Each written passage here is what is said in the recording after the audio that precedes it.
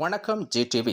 அண்ணாமலை ரசிகராகும் அதிமுகவினர் எச்சரிக்கின்ற முன்னாள் முதலமைச்சர் ஜெயலலிதா அவர்களின் உதவியாளர்.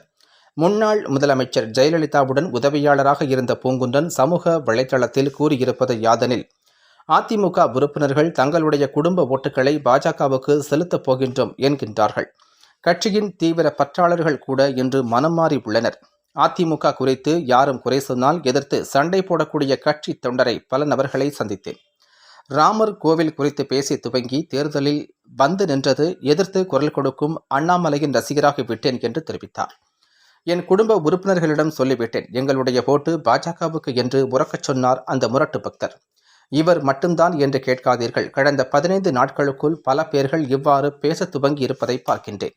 லோக்சபா தேர்தலில் அதிமுக வெற்றி பெறுமா என்று சந்தேகம் எல்லோருடைய மனதிலும் தோன்றிவிட்டது.